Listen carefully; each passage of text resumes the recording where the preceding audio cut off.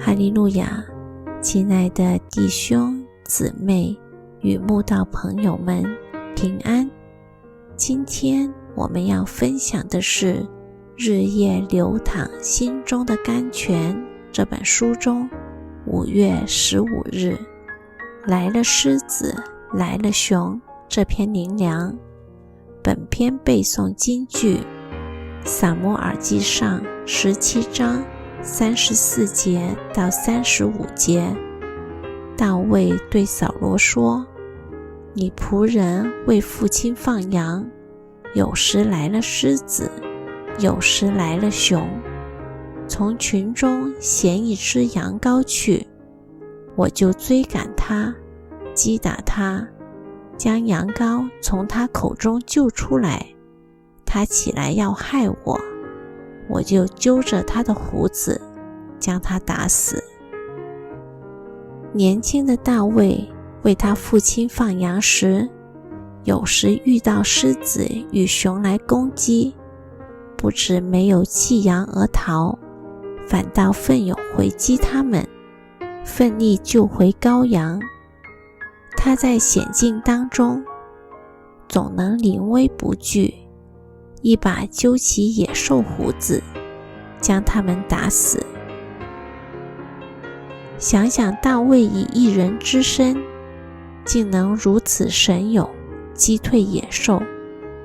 若非神与他同在，岂有可能？人与猛兽相比，外形与力气有如天壤之别，何能不靠刀枪利剑，只是赤手空拳就将野兽击退？现代人手中有枪，面对猛兽尚有可能命丧黄泉，更不要说手中毫无武器的大卫。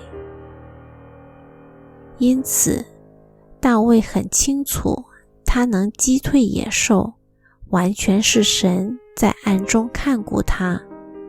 所以当他要出战巨人歌利亚时，还对劝他不要出去迎战的扫罗说：耶和华救我脱离狮子和熊的爪，也必救我脱离这非利士人的手。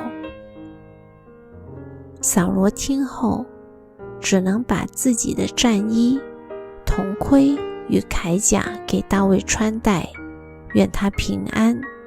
但因大卫素来没有穿惯，最后还是脱下一切装备去迎战。耶和华使人得胜，不是用刀用枪，因为征战的胜败全在乎耶和华。大卫深知这个道理，所以当他面对歌利亚时，面无惧色。神就照他所信的成全，让他在没有军装的保护下，只是以机旋甩石，就将一块石子甩进身高将近3公尺的巨人歌利亚的额头，打死了他。神的孩子们啊，人生旅途上有时也会来了狮子，来了熊，千万不要惊慌害怕。其实这些狮子和熊都是神加给我们的试炼，更是神包装过的祝福。只要我们凭着信心靠主去迎战，必会得到无法想象的机会与恩典。